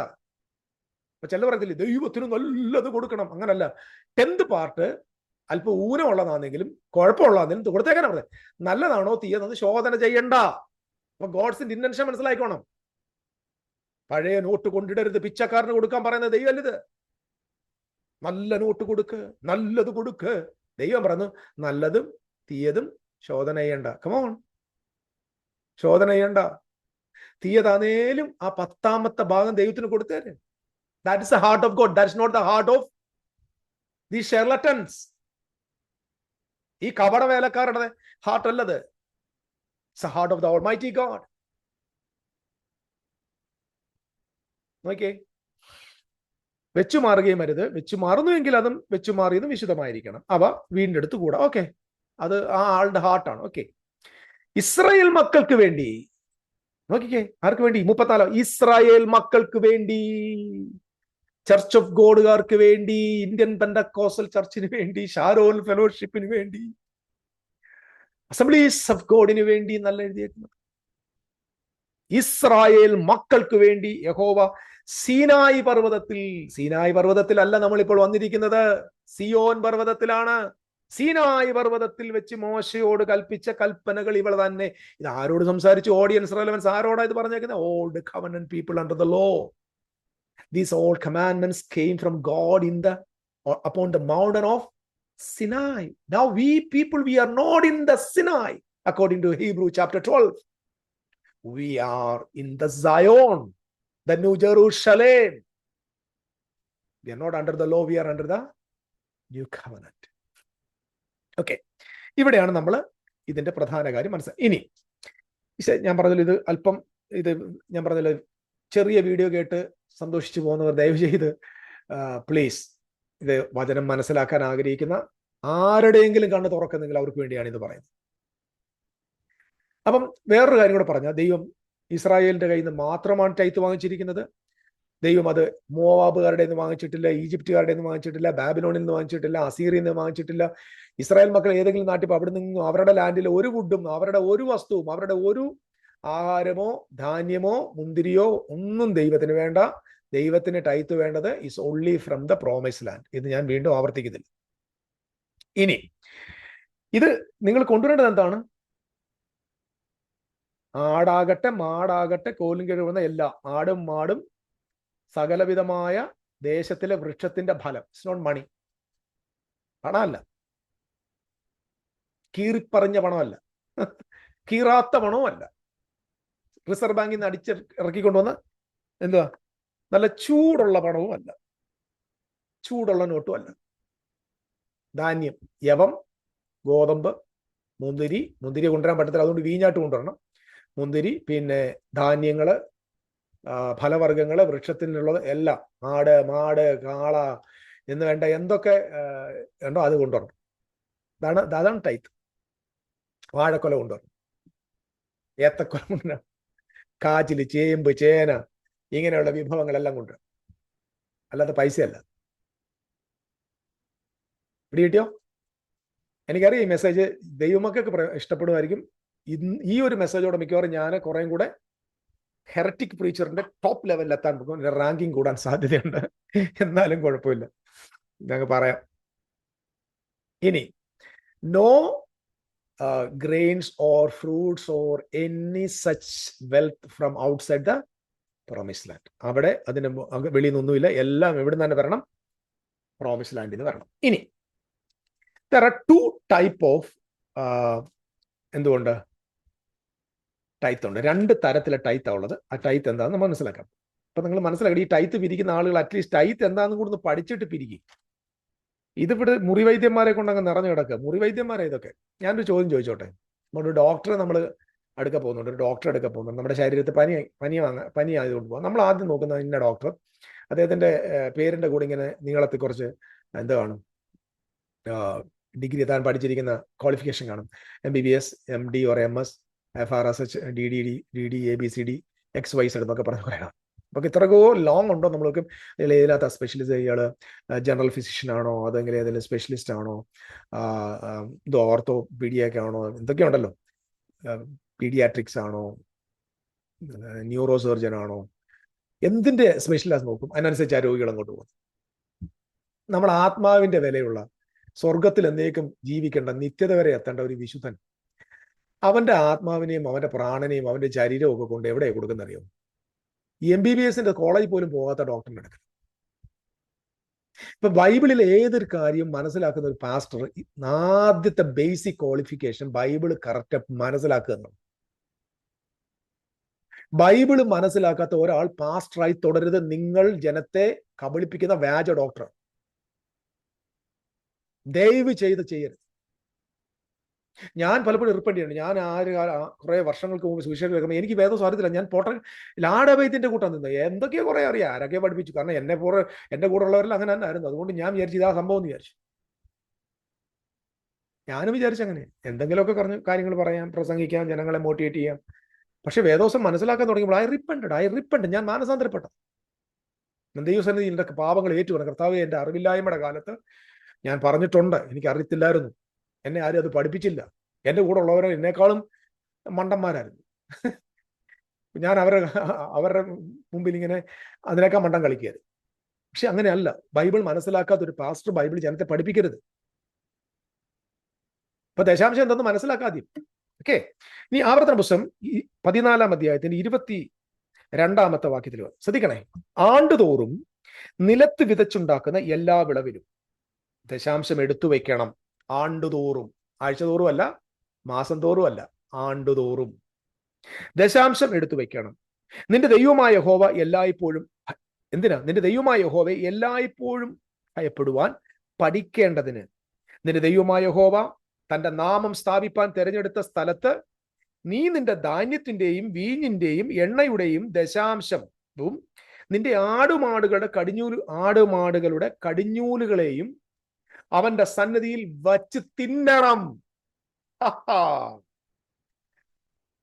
ദശാംശ കവറിനകത്തിട്ടിച്ച് ഒട്ടിച്ച് പേരെഴുതി കൊടുക്കണമെന്നല്ല എഴുതിയേക്കുന്നത്. ആണ്ടുതോറും ദശാംശം മുഴുവൻ കളക്ട് ചെയ്തു. ഞാനതാ പറഞ്ഞു, ഇത് നിങ്ങളുടെ പാസ്റ്റ് ജന്മത്ത് പഠിപ്പിക്കത്തില്ല. ഈ വാക്യം ഉണ്ടെങ്കിൽ അയാൾ പേപ്പർ എടുത്ത് ഒട്ടിക്കും, നിന്നെ വായിക്കാൻ സമ്മതിക്കത്തുമില്ല. നോക്കിയേ, ധാന്യത്തിന്റെയും വീഞ്ഞിന്റെയും എണ്ണയുടെയും ദശാംശം ആടുമാടുകളുടെ കടിഞ്ഞുകളിലൊക്കെയും ദൈവം അവന്റെ സന്നിധിയിൽ വെച്ച് തിന്നണം. നീ തിന്നണം. എന്നിട്ട് പറയാം, നിന്റെ ദൈവമായ യഹോവ നിന്നെ അനുഗ്രഹിച്ചിരിക്കുമ്പോൾ നിന്റെ ദൈവമായ യഹോവ തന്റെ നാമം സ്ഥാപിപ്പാൻ തിരഞ്ഞെടുക്കുന്ന സ്ഥലം അത് വളരെ അകലെയും അത് കൊണ്ടുപോകാൻ കഴിയാതെ വണ്ണം വഴി അതിദൂരവുമായിരുന്നാൽ അത് വിറ്റ് പണമാക്കി പണം കയ്യിലെടുത്ത് നിന്റെ ദൈവമായ യഹോവ തിരഞ്ഞെടുക്കുന്ന സ്ഥലത്തേക്ക് കൊണ്ടുപോകണം. അപ്പം ഈ ചാക്കുകെട്ടെല്ലാം കൂടെ വാരിക്കൊണ്ട് പോകാൻ പറ്റത്തില്ല. ഇന്നത്തെ പോലെ ലോറിയൊന്നുമില്ല. അന്നത്തെ കാലത്ത് കുതിരയോ കഴുതയോ ഒക്കെയാണ് കൊണ്ടുവരുന്നത്. ദൂര സ്ഥലങ്ങളിൽ കൊണ്ടുവരാൻ പാടില്ല. അപ്പൊ ദൈവം പറയും, ഇതൊക്കെ നിങ്ങൾ വിറ്റിട്ട് അതിന്റെ പൈസ എടുത്തുകൊണ്ട് യഹോവയുടെ സന്നിധിയിൽ വരണം. എന്നിട്ട് എന്ത് ചെയ്യണം? അത് കൊണ്ടുവന്ന് സ്തോത്രച്ച പാത്രത്തിൽ ഇടണമെന്നല്ല, കൊണ്ടുവരണം. നിന്റെ ഇഷ്ടം പോലെ മാടോ ബീഫോ മട്ടനോ വീഞ്ഞോ, മുന്തിരിഞ്ഞ ജ്യൂസ് അല്ല കേട്ടോ, വീഞ്ഞോ മദ്യമോ, ഇംഗ്ലീഷിൽ എഴുതിയിരിക്കുന്ന സ്ട്രോങ് ഡ്രിങ്ക്, മദ്യമോ വോഡ്കയോ വിസ്കിയോ, ഇതൊക്കെ ഇനി കട്ട് ചെയ്തിട്ട് എന്നുള്ള ചേട്ടന്മാരോടൊന്നും അറിയാം. ഈ സ്ട്രോങ് ഡ്രിങ്ക് എന്താണെന്ന് നിങ്ങളൊന്ന് പറഞ്ഞു തന്നാൽ മതി. ഞാൻ എൻ്റെ അറിവിലാണ് പറഞ്ഞത് കേട്ടോ. വീര്യമുള്ള മദ്യം എന്ന് എഴുതിയേക്കുന്നത്. സ്ട്രോങ് ഡ്രിങ്കോ. എന്റെ ദൈവമേ, ഇനി ഈ വാക്യം വെച്ചിട്ട് അങ്ങനെയാണ് എൻ്റെ പ്രിയപ്പെട്ട ദശാംശം പിരിപ്പിക്കുന്ന ചേട്ടായി ശ്രദ്ധിക്കുക, ഇതുകൂടെ പഠിപ്പിക്കുക. നിങ്ങൾ വർഷത്തിൽ ഒരിക്കൽ കളക്ട് ചെയ്തിട്ട് എല്ലാം കൂടെ നേരെ അസംബ്ലീസ് ഓഫ് ഗോഡിന്റെ അവരുടെ കൺവെൻഷൻ സെന്ററിൽ അവിടെ വന്നിട്ട് എല്ലാ പാസ്റ്റർമാരുടെ ആടിനെയും മാടിനെയും ബീഫും എല്ലാം കൂടെ വെച്ച് വീഞ്ഞും മദ്യമൊക്കെ അടിച്ചങ്ങോട്ട് മിന്നന്നേ. നിങ്ങൾ ദശാംശം പിരിക്കുന്ന ഇത് മാത്രം പറയുന്നത് എന്തിനാ? ഇതൂടെ പറ. എന്തായാലും വേദോസത്തിനകത്ത് പഴയ നിമിത്തം നിങ്ങൾ എടുത്തേക്കുന്നത്. അങ്ങനെ ആണെങ്കിൽ എല്ലാവരും വർഷം തോറും എല്ലാം കളക്ട് ചെയ്തുകൊണ്ട് ഒരു വർഷത്തെ ദശാംശം പിള്ളേരെയും കൂടെ കൂട്ടിക്കൊണ്ട് മട്ടനും ബീഫ് വീഞ്ഞ് വോഡ്ക വിസ്കി പിന്നെന്താന്ന് ബ്രാൻഡി പിന്നെന്തൊക്കെയാണ് റമ്മ് പിന്നെ പട്ടച്ചാരം കിട്ടുമെന്ന് അതും കൂടെ വാങ്ങിച്ച് എല്ലാവരും കൂടി ഇരുന്ന് അടിച്ച് പൊളിച്ചൊക്കെ തന്നെ. ബാക്കി കൂടെ പറയാം, ശ്രദ്ധിച്ചേക്ക്. നിന്റെ ദൈവമായ യഹോവയുടെ സന്നിധിയിൽ വെച്ച് തിന്ന് നീ നിന്റെ കുടുംബം സന്തോഷിക്കണം. അടിച്ചങ്ങോട്ട് പൊളിക്കുന്നേ. പിന്നെ പാസ്റ്റർമാരെല്ലാം ലേവ്യരാണല്ലോ, അവരുടെ കാര്യം പറയാം. നിന്റെ പട്ടണത്തിലുള്ള ലേവ്യരെ മറന്ന്, അപ്പം നിന്റെ ലോക്കൽ പാസ്റ്ററെ കൂടെ മറന്ന്, ലേവ്യനെ മറന്ന് കളയരുത്. അയാളെയും അദ്ദേഹത്തിന്റെ ഭാര്യയും പിള്ളേരെ കൂടെ കൂട്ടണം. നിങ്ങൾ കുടിക്കുന്ന ഈ വോഡ്കയും ഈ നല്ല വീര്യമുള്ള വീഞ്ഞും നല്ല മദ്യവും ഈ മട്ടനും ഇറച്ചിയും ഈ ബാർബിക്യും എല്ലാം കൂടെ അവരെ മറന്നു കളയാതെ അവന് നിന്നോടുകൂടെ ഓഹരിയും അവകാശം ഇല്ലല്ലോ, അവരെ മറന്നു കളയെന്ന് പറഞ്ഞാൽ ഈ സെലിബ്രേഷനകത്ത് അവരെയും കൂടെ വിളിക്കണം. ഈ നേരത്തെ പഠിപ്പിച്ച നമ്മുടെ പാസ്റ്ററെ കൂടെ വിളിക്കണം. പുള്ളിക്കും കൊടുക്കണം ഇച്ചിരി നല്ല വീര്യമുള്ളത്. ഇപ്പൊ ഞാനിത് പറയുമ്പോ ഞാൻ വിമർശകനാണ്. ഞാൻ വിമർശിക്കുന്നല്ല. വാസ്തവ you people, you took all these verses from this Bible. I'm taking the same thing from the same Bible. If you have, answer me. You may be a big shot, but I'm asking you, you're taking all these scriptures from this Bible. I'm also taking this from the Bible. ലേവ്യനെ മറക്കരുത് എന്ന് പറഞ്ഞാൽ നിങ്ങൾ അവിടെ നിന്ന് ഒരു വർഷത്തെ എല്ലാം കൂടെ കളക്ട് ചെയ്തുകൊണ്ട് വന്നിട്ട് നിങ്ങൾ നിന്റെ കുടുംബം എല്ലാം കൂടെ സന്തോഷിച്ചോണമെന്ന് സെലിബ്രേറ്റ്. പിന്നെ ആ സ്ഥലത്തെ ലേവ്യരെ മറക്കുക. ആ ലേവ്യരെ അവരുടെ കുടുംബത്തെ കൂടെ നിന്റെ കൂടെ പാർട്ടിസിപ്പേറ്റ് ചെയ്ത് അവരെയും കൂടെ എന്ത് ചെയ്യണം, അതിനകത്ത് പങ്കാളിയാക്കണം. അങ്ങനെ എഴുതിയേക്കുന്നത്. അതാണ് ആദ്യത്തെ ദശാംശം. കാരണം അവന് ഓഹരിയില്ല. ഇനി തീർന്നിട്ടില്ല. 28-ാം വാക്യം. 3 ആണ്ടുകൾ കൂടുന്തോറും, ശ്രദ്ധിക്കണേ, 3 ആണ്ടുകൾ കൂടുന്തോറും 3-ാം സംവത്സരത്തിൽ നിനക്കുള്ള വിളവിന്റെ ദശാംശമൊക്കെയും വേർതിരിച്ച് നിന്റെ പട്ടണത്തിൽ സംഗ്രഹിക്കണം. എവിടെ സംഗ്രഹിക്കേണ്ടത്? പട്ടണത്തിൽ. ഇത് ഞാൻ ശ്രദ്ധിക്കാം. അപ്പൊ 1-ാമത്തെ വർഷത്തെ ദശാംശം കളക്ട് ചെയ്തുകൊണ്ട് ആണ്ടിൽ ഒരിക്കൽ വന്നിട്ട് നിങ്ങൾ ഒരുമിച്ച് കഴിക്കണം. ലേവിനെ കൂടെ അതിനകത്ത് പങ്കാളിയാക്കണം. ലേവിനും കൊടുക്കണം. 2-ാമത്തെ വർഷവും അതുപോലെ തന്നെ കളക്ട് ചെയ്തുകൊണ്ട് വന്നിട്ട് യഹോവ തന്നെ തെരഞ്ഞെടുത്ത സ്ഥലത്ത് വെച്ച് നേരത്തെ പറഞ്ഞ പോലെ ആടും മാടും വീഞ്ഞും മദ്യം എല്ലാം കൂടെ ചേർത്ത് നിങ്ങൾ സന്തോഷിക്കണം. കൂട്ടത്തിൽ ലേവ്യർക്കും കൊടുക്കണം. 3-ാമത്തെ ആണ്ടിൽ ദശാംശം കളക്ട് ചെയ്തിട്ട് നിങ്ങൾ തൊട്ടേക്കരുത്. നിങ്ങൾക്ക് തിന്നാൻ അധികാരമില്ല. നിനക്ക് നിന്റെ കുടുംബത്തിന് അധികാരം. ആ ദശാംശം മുഴുവൻ ദേവാലയത്തിൽ കൊണ്ടുവരണമെന്നല്ല, ഭണ്ഡാരത്തിൽ കൊണ്ടുവരണം. പട്ടണത്തിൽ സംഹരിക്കണം എന്ന് പറഞ്ഞാൽ സംഭാരം, വെയർ ഹൗസസ് ഉണ്ട്.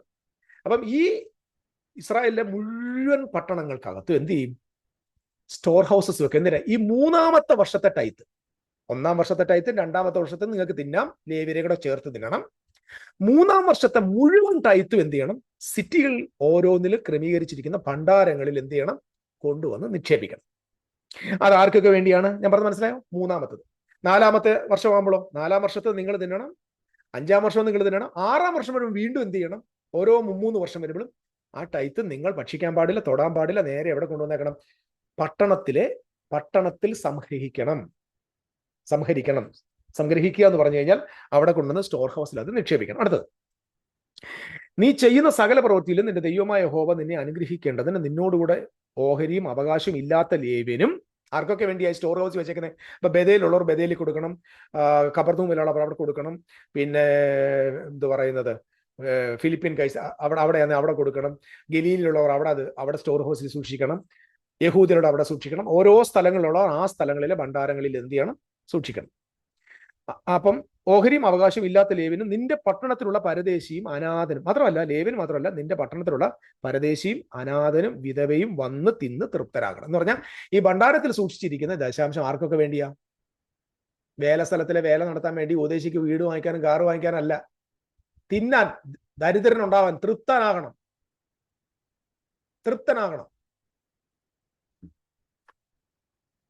ഇത് പറയുമ്പോ എന്നെ കൊല്ലാൻ വരണ്ട, ഞാൻ വലിയ കുറ്റക്കാരനൊന്നും പറഞ്ഞ് ഇങ്ങോട്ടൊന്നും വരരുത്. വരുന്നെങ്കിൽ പുസ്തകം എടുത്തോണ്ട് വരണം. വേദപുസ്തകം വെച്ചുകൊണ്ട് വേണം തർക്കിക്കാൻ വരാൻ, വേദപുസ്തകം വെച്ചുകൊണ്ട് വേണം വിമർശിക്കാൻ വരാൻ, വേദപുസ്തകം വെച്ച് വേണം എന്നെ നിങ്ങൾ തിരുത്തിക്കോ. ഞാൻ ഈ പറഞ്ഞ തെറ്റാണെന്ന് നിങ്ങൾ തിരുത്തിയാൽ തൊഴുകൈയോടെ ഞാൻ അത് മനസ്സിലാക്കി, ഞാൻ മാപ്പ് പറഞ്ഞ് നിങ്ങൾ പറഞ്ഞ് കേട്ടോളാം. പക്ഷെ just listen to me, take your seat. ഇരി, പെന്തിക്കോസുകാരൻ അവിടെ ഇരുന്നിട്ട് കേക്ക്.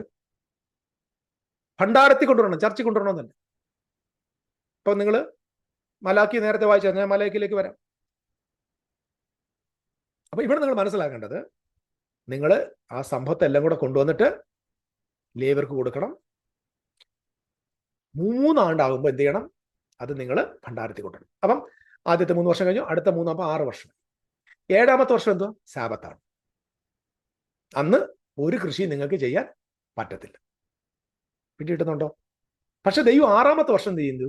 ദശാംശം കൊടുക്കുന്നൊരു കൂട്ടത്തിൽ ഇരട്ടിയായി 7ാമത്തെ വർഷത്തേക്കും 8ാമത്തെ വർഷത്തേക്കും കൂടെ ദൈവം സമൃദ്ധിയായിട്ട് വിളവ് തരും. അങ്ങനെ 8ാമത്തെ വർഷത്തിൽ അവർ വിതയ്ക്കും. അത് കൊയ്യുന്നതിന് ആ വർഷം അവർക്ക് ഭക്ഷിക്കാനുള്ളതും ദൈവം 6ാമത്തെ വർഷം. അപ്പൊ ഈ 6ാമത്തെ വർഷത്തിന്റെ പ്രത്യേകത ഉള്ളത് ധാരാളമായിട്ട് കാണും, ഇരട്ടി കാണും. അപ്പൊ ദശാംശം അതിനനുസരിച്ച് ഭയങ്കരമായിട്ട് ഹ്യൂജ് എമൗണ്ട്. ആ ഹ്യൂജ് എമൗണ്ട് ഓഫ് ടൈത്തും ഭണ്ഡാരങ്ങൾ എന്ത് ചെയ്യും? സൂക്ഷിക്കും. 7ാം വർഷം സാബത്തായിരിക്കും, ലാൻഡ് സാബത്തായിരിക്കും, ജനത്തിന് സാബത്താണ്. ഇങ്ങനെ 49 വർഷം, അതായത് 7 ആണ്ട് കഴിയുന്തോറും 7 ആഴ്ചവട്ടം, 7 വർഷത്തിന്റെ 7 49 വർഷം കഴിയുമ്പോൾ 50ാമത്തെ വർഷം എന്ന് പറഞ്ഞാൽ ജൂബിലി ആയിരിക്കും. ആ ജൂബിലിയിൽ ഈ ജനത്തിന്റെ മുഴുവൻ കടങ്ങളും ഇളക്കപ്പെടും, നഷ്ടപ്പെട്ട വസ്തു തിരികെ ലഭിക്കും. സോ വീണ്ടും ലാൻഡ് റെസ്റ്റോർ ആവും. ആരും ദരിദ്രരില്ല, എല്ലാവരും അവരുടെ ലാൻഡിൽ റെസ്റ്റോർ ആയി. സോ ഗോഡ് വീണ്ടും അടുത്ത പീരീഡ് ഓഫ് സാബത്ത് ആരംഭിക്കുകയും ചെയ്യും. സോ ഇങ്ങനെയാണ് അവിടുത്തെ ക്രമങ്ങൾ എന്ന് നിങ്ങൾ മറന്നുപോകരുത്. ഇനി ഇത് അവർക്ക് ഇസ്രായേലിലെ ജനത്തിന് ഭണ്ഡാരത്തിൽ സൂക്ഷിക്കുവാനുള്ള ദൈവികമായ ഇടപെടൽ.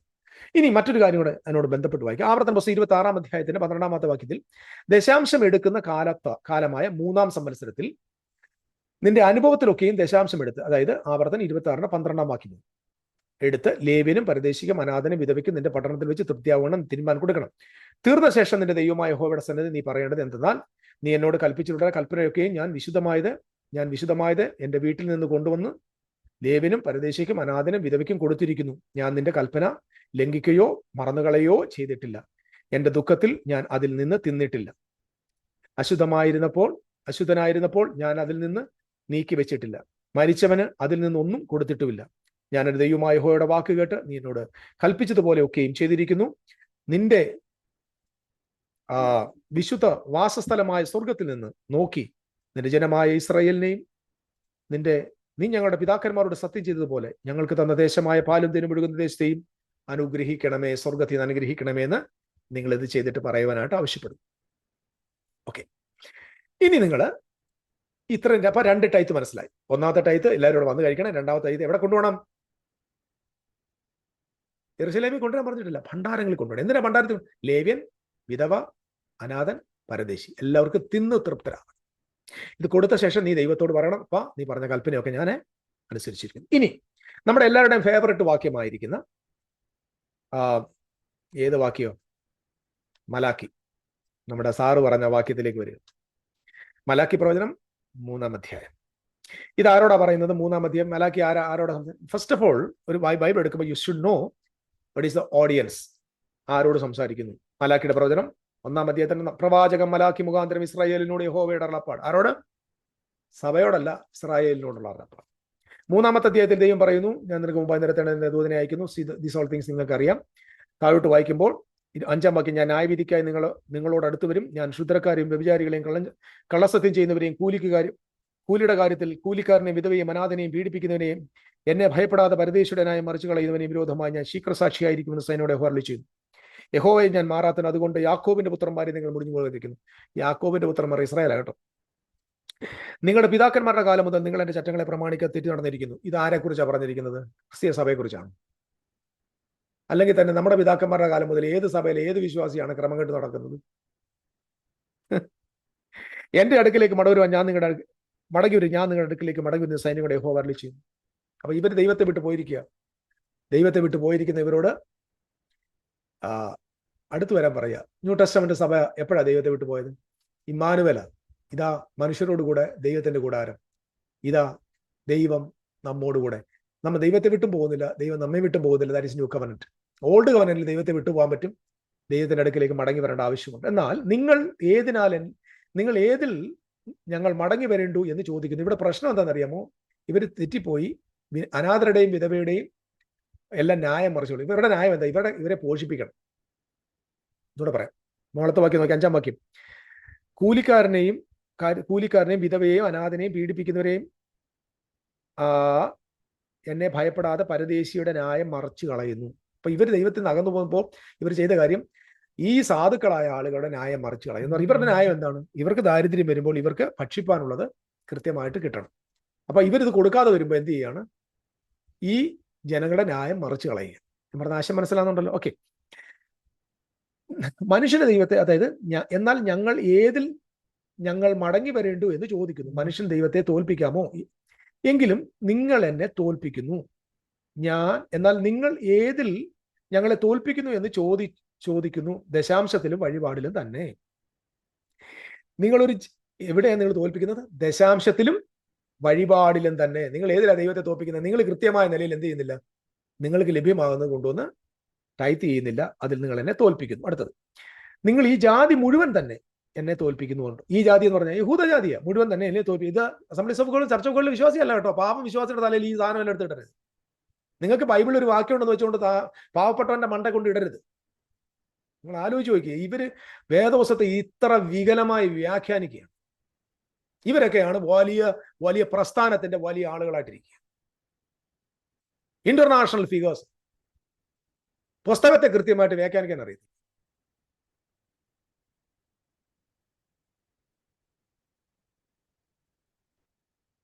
എന്നെ തോൽപ്പിക്കുന്നുവോ കൊണ്ട് നിങ്ങൾ ഈ ജാതി മുഴുവൻ തന്നെ എന്നെ തോൽപ്പിക്കുന്നത് കൊണ്ട് നിങ്ങൾ ശാപഗ്രസ്തരാകുന്നു. മനസ്സിലായി? ഇതാണ് ദശാംശം കൊടുക്കാത്തവൻ ശപിക്കപ്പെട്ടവെന്ന് ഇവർ പ്രസംഗിക്കാനുള്ള കാരണം ഈ വാക്യം.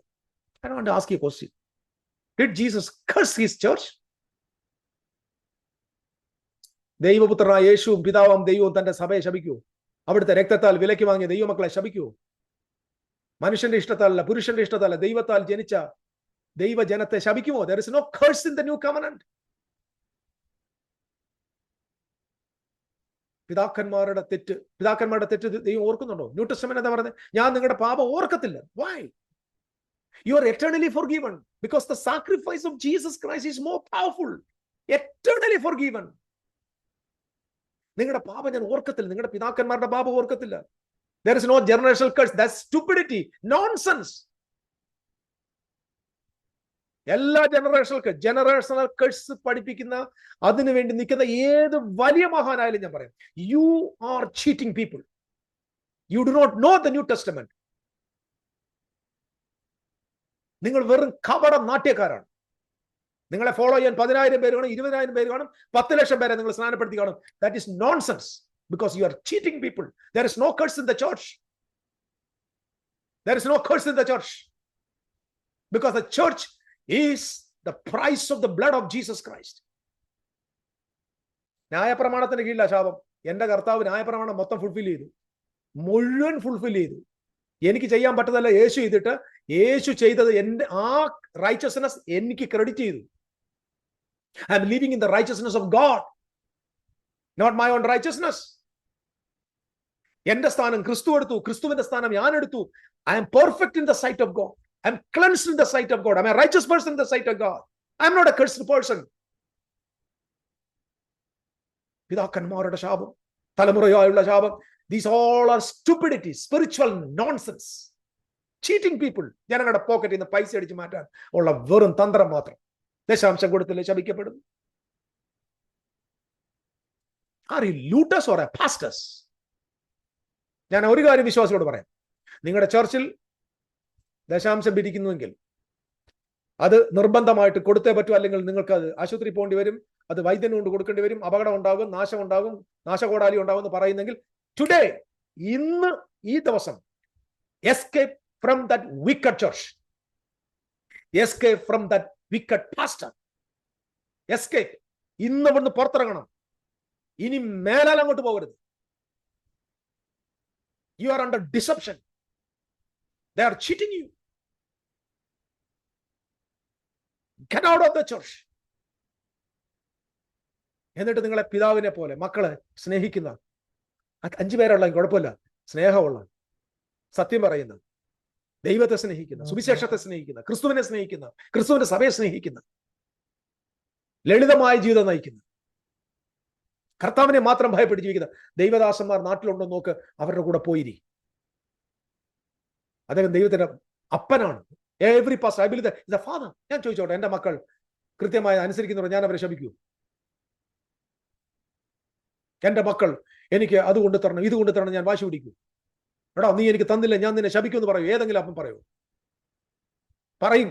ഇന്നത്തെ സഭകൾക്കകത്തുള്ള കൗലയിടയന്മാർ, they will curse the people. I know what is New Testament. That's why I'm just boldly speaking. I have the right and authority from the Lord Almighty.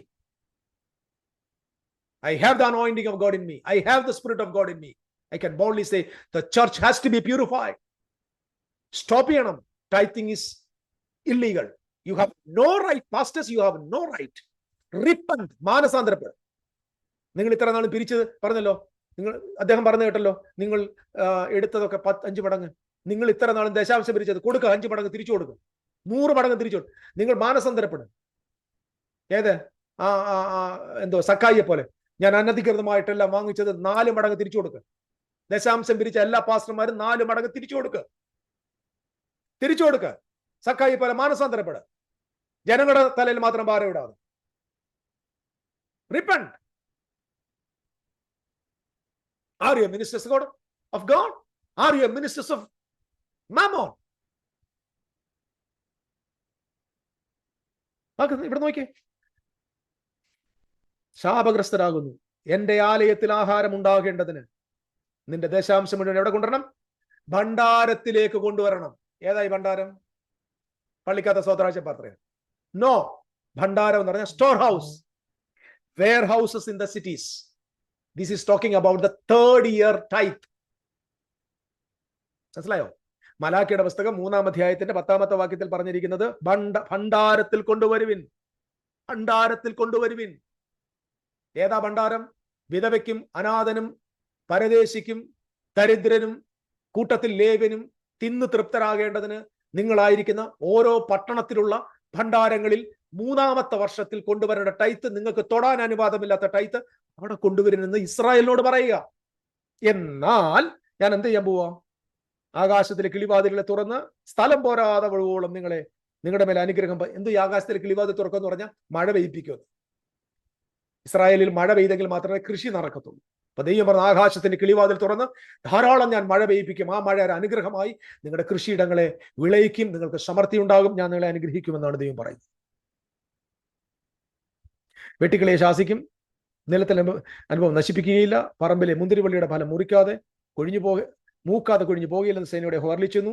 നിങ്ങൾ മനോഹരമായ ദേശമായിരിക്കാൽ സകല ജാതികളും നിങ്ങൾ ഭാഗ്യവാന്മാർ എന്ന് പറയും എന്ന് സൈന്യങ്ങളുടെ ഹോ വർലിച്ചു. Talking about the old covenant Israel, it's not the new testament. അപ്പൊ അടുത്തൊരു ചോദ്യമുണ്ട്, ന്യൂ ടെസ്റ്റമെന്റിലെ പാസ്റ്റർമാർ എങ്ങനെ ജീവിക്കും? അതിനെ കുറിച്ച് തന്നെ ഞാൻ ഒരു വീഡിയോ ഇടാം. പക്ഷെ ഞാൻ ഇതിനകത്ത് ലാസ്റ്റ് ഒരു വാക്ക് പറഞ്ഞു, ഇത്രയും കേട്ടപ്പം വിഷമം വരാതിരിക്കാൻ പറയാം. ന്യൂ ടെസ്റ്റമെന്റിൽ there is no tithe. New Testament church is the family. It's a family. Church is a family. The pastors are the fathers of that church, doing God's ministry. ഒരു ദൈവ പൈതൽ ഗിവിംഗ് എന്ന് പറയുന്നത് ന്യൂ ടെസ്റ്റമെന്റിലുണ്ട്. കൊടുക്കണം, ദശാംശമാണ്. പുതിയ നിയമത്തിൽ പറയുന്നത് സന്തോഷത്തോടെ കൊടുക്കണം. നമ്മൾ പറയത്തില്ലേ, വിതയും കൊയ്ത്തും നിന്നു പോകത്തില്ല. There is no വിതയില്ല. ദൈവസഭയ്ക്കകത്ത് വിതയില്ല. കാരണം ദൈവസഭ വയലല്ല, ദൈവസഭ ദൈവത്തിന്റെ പട്ടണമാണ്. There is no sowing in the church, sowing in the field. ചർച്ച കൊണ്ട് വിതയ്ക്കരുത്. കാരണം വിതയ്ക്കുന്നതിനെ കുറിച്ച് സങ്കീർത്തനക്കാരൻ പറഞ്ഞിങ്ങനെയാണ്, കണ്ണുനീരോടെ വിതയ്ക്കുന്നു, ആർപ്പോടെ കൊയ്യുന്നു. അപ്പം നിങ്ങൾ വിതയ്ക്കുകയാണെങ്കിൽ, നിങ്ങൾ സ്തോത്രാഴ്ചപത്രത്തിൽ വിതയ്ക്കുമ്പോൾ നിങ്ങൾക്ക് സന്തോഷത്തോടെ വിതയ്ക്കാൻ പറ്റില്ല. അക്കോർഡിംഗ് ടു ദ ബൈബിൾ സങ്കടത്തോടെ വിതയ്ക്കാൻ പറ്റൂ. പക്ഷെ ബൈബിൾ പറയുന്നു, നിങ്ങൾ ചർച്ചിൽ കൊടുക്കുമ്പോൾ, സുവിശേഷ വേലയ്ക്ക് കൊടുക്കുമ്പോൾ, ദൈവരാജ്യത്തിന് കൊടുക്കുമ്പോൾ, നിങ്ങളെ ശുശ്രൂഷിക്കുന്ന ദൈവദാസന് അദ്ദേഹത്തിന് ഒരു ഷൂസ് വാങ്ങിച്ചു കൊടുക്കുന്നു, അദ്ദേഹത്തിന് ഒരു കോട്ട് വാങ്ങിച്ചു കൊടുക്കുന്നു, അദ്ദേഹത്തിന് എന്തെങ്കിലും ഒരു വണ്ടി വാങ്ങിച്ചു, അല്ലെങ്കിൽ ഒരു സ്കൂട്ടർ വാങ്ങിച്ചു കൊടുക്കുന്നു. Okay, no problem, you can go give. Giving, giving is the part. It's a gift. ഞാനും അങ്ങനെ തന്നെയാണ്. I am also blessed by many people of God. I'll ask my need to the Lord, and God will open the hearts of the people. എൻ്റെ ആവശ്യങ്ങളിൽ ദൈവം എനിക്ക് തരും. എൻ്റെ ബാങ്കിൽ പൈസ തീരുമ്പോൾ ഞാൻ പ്രാർത്ഥിക്കാറുണ്ട്. ദൈവം ജനങ്ങളുടെ ഹൃദയങ്ങളെ തുറന്ന് സഹായിക്കാറുണ്ട്. കൊടുക്കണമെന്ന് ദൈവമാണ് തീരുമാനിക്കുന്നത്. I am also fed by God. I never ask anybody tithing. Tithing is old covenant. Giving is new covenant. In happiness, full rejoice-ലാ joy-ലാ കൊടുക്കണം. സങ്കടത്തോടെ കൊടുക്കരുത്, നിർബന്ധത്താലരുത്. That is old covenant. സങ്കടത്തോടെ കൊടുക്കുന്നത് വിതയ്ക്കുന്നു, നിർബന്ധത്തോടെ കൊടുക്കുന്നത് ടൈത്താണ്. സന്തോഷത്തോട് കൊടുക്കുക എന്ന് പറഞ്ഞാൽ ഇറ്റ്സ് എ ഗിഫ്റ്റ്. നിങ്ങളെ വചനം പഠിപ്പിക്കുന്നു. അത് ഗിവിംഗ് എന്ന് പറയുന്നത് ഒരിക്കലും സെർച്ചിങ് മാത്രമല്ല. അനാഥർക്ക് കൊടുക്കാം, വിധവമാർക്ക് കൊടുക്കാം, ദരിദ്രർക്ക് കൊടുക്കാം, ഷെൽട്ടർ ഇല്ലാതിരിക്കുന്നവർക്ക് കൊടുക്കാം, ദൈവസഭയിൽ കൊടുക്കാം, ദൈവദാസന്മാർക്ക് കൊടുക്കാം, വചനത്തിൽ പഠിപ്പിക്കുന്നവർക്ക് കൊടുക്കാം, ഇതൊക്കെ കൊടുക്കാം. ഞാൻ അതിനെക്കുറിച്ച് ഡീറ്റെയിൽഡ് ആയിട്ട് അടുത്ത വീഡിയോ ചെയ്യും. ഞാൻ ഇന്ന് ഇത് മാത്രം നിങ്ങളോട് പറയാം. ഒരു കാര്യം ഞാൻ പറഞ്ഞു നിർത്തും. That two kind of tithe. Tithe every year, first and second year, you have to eat the tithe. Third year, you have to collect all the tithe and stored in the storehouse, the warehouses, for the Levites, orphans, widows, and the sojourners. അല്ലെങ്കിൽ പരദേശികളായ ആളുകൾക്ക് വേണ്ടി കൊടുക്കണം. Hallelujah. I want to conclude my study here. Tithing is illegal in the New Testament. If your church is collecting tithe, if your pastor is compelling you to give tithe, that pastor is not a New Testament pastor. He's a പിന്നെ ദരിദ്രന്റെ നിന്ന് വാങ്ങിക്കരുത്. ഇവിടെ ചില പറയുന്നുണ്ട്, എന്തുവായാലും കൊണ്ടുവരണം, നിനക്ക് ഇല്ലെങ്കിലും കൊണ്ടുവരണം, നിന്റെ മക്കൾ പട്ടിണി കിടന്നാലും തയ്ത്ത് കൊടുക്കും. അങ്ങനെ പറഞ്ഞ് ഞാൻ കേട്ടിട്ടുണ്ട്. നിന്റെ കൊച്ചുങ്ങൾക്ക് ഫീസ് കൊടുത്തില്ലെങ്കിൽ നീ തയ്ത്ത് കൊടുക്കും.